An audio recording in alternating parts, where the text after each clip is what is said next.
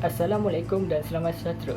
Saya Muhammad Alif Izzuan bin Madisa bernombor matris A176604 akan menceritakan pengalaman saya sepanjang menyertai kursus LMCP 1522 Penjelajahan Ekosistem Alam Sekitar.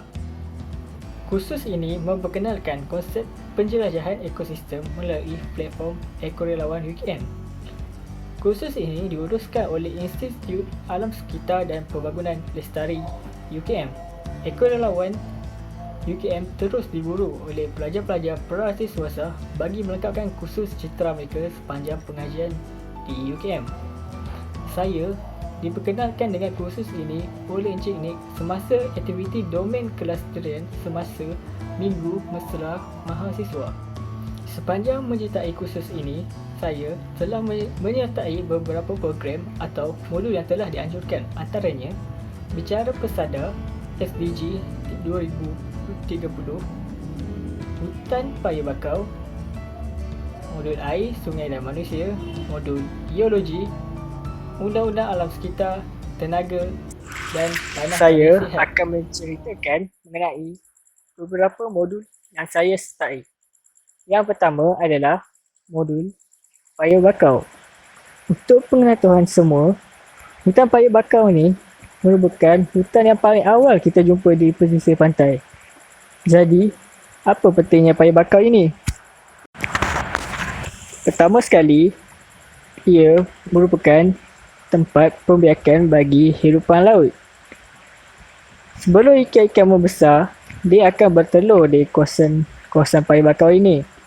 Jadi, tempat inilah menjadi tempat mereka mencari makan sebelum membesar dan pergi ke laut. Selain itu, Paya Bakau juga penting bagi penyerapan karbon. Paya Bakau mampu menjerap 2 kali ganda karbon daripada hutan-hutan biasa sebab kawasan dia dan tanah lembap itulah. Walaupun dia cuma ada 3% je populasi ke atas dunia ni, tapi dia boleh menyerap 2 kali ganda karbon yang kita hasilkan. Hutan Paya Bakau juga boleh menjadi penangkap sampah. Kita tak boleh nak halang sampah-sampah yang hanyut kat laut tu. Jadi kita ada benteng semula jadi iaitu Paya Bakau sebagai penangkap sampah. Sebab sampah-sampah tu bolehlah masuk kat celah-celah akar dia tu. Nanti adalah orang yang akan datang kutip. Dapat kita perhatikan, terdapat banyak kepentingan Paya Bakau ini. Oleh itu, kita semua perlulah memainkan peranan untuk memastikan habitat Paya Bakau ini terus terpelihara. Modul seterusnya yang saya sertai adalah modul Geologi.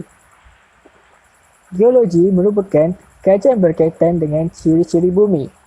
Ciri-ciri bumi termasuklah fizikal bumi, kimia bumi, serta proses-proses yang terlibat dalam pembentukan bumi.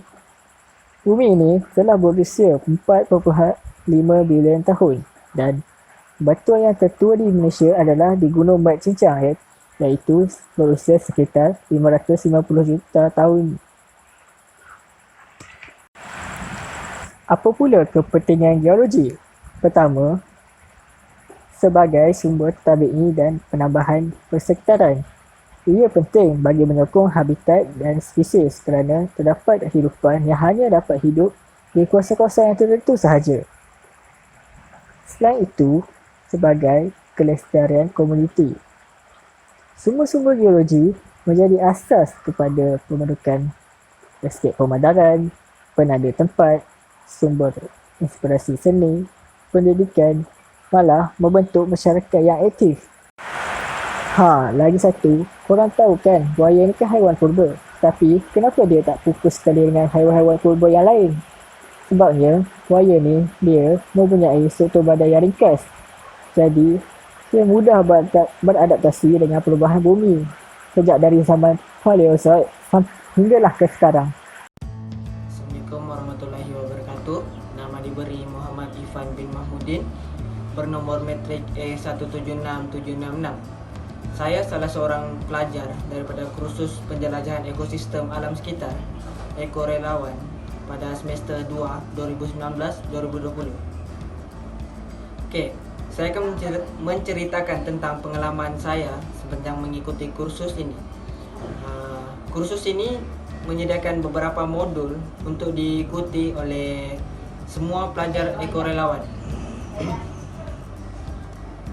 Salah satu kursus yang saya ikut adalah modul tenaga. Oke, seperti yang kita tahu, tenaga bermaksud satu tenaga yang digunakan untuk melakukan sesuatu kerja. Oke, semasa saya mengikuti kursus tersebut, ciri-ciri tenaga terdapat 4, yaitu kuantiti tenaga boleh berkurangan, tenaga boleh berubah bentuk, dan tenaga tidak boleh dimusnahkan ataupun dihapuskan. Oke, seterusnya tenaga boleh diperbaharui. Tenaga boleh diperbaharui ini bermaksud tenaga yang menggunakan sumber alam semula jadi, seperti tenaga surya, tenaga angin, tenaga air, biomas, hidroelektrik. Manakala tenaga sumber yang tidak boleh diperbaharui bermaksud tenaga yang menggunakan sumber mineral semula jadi yang berada di bumi. Sebagai contoh, bahan api fosil, karbon, dan sebagainya.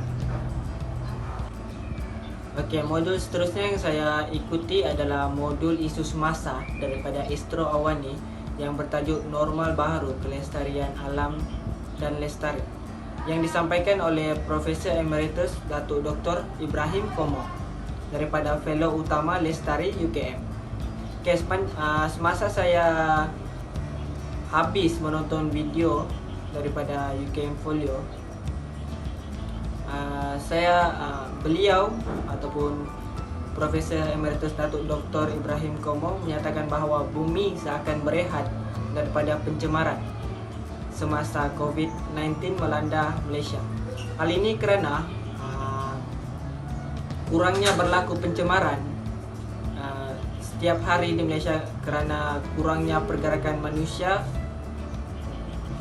Hal ini kerana kerajaan meminta seluruh rakyat Malaysia untuk sentiasa kekal berada di rumah semasa COVID-19 melanda. Salah satu contoh kurangnya berlaku pencemaran adalah kurangnya pergerakan kenderaan bermotor yang melepaskan asap karbon monoksida daripada egsos kenderaan. Selain itu, sesetengah sektor industri dikehendaki tutup semasa perintah kawalan pergerakan daripada kerajaan yang menyebabkan kurangnya pencemaran asap daripada kilang industri yang dilepaskan ke udara. Hal ini akan menyebabkan kurangnya kadar penipisan lapisan ozon yang berlaku setiap hari di bumi. Akhir sekali, apa yang saya boleh simpulkan sepanjang saya mengikuti lebih daripada 5 modul daripada kursus ekorelawan ini, saya mendapati bahawa banyak pengetahuan dan ilmu yang baru saya pelajari daripada kursus ini. Saya berharap kursus ini akan terus dijalankan oleh pihak UKM kerana ia memberikan impak yang besar pada diri kita untuk mengetahui lagi tentang ilmu bumi dan alam sekitar.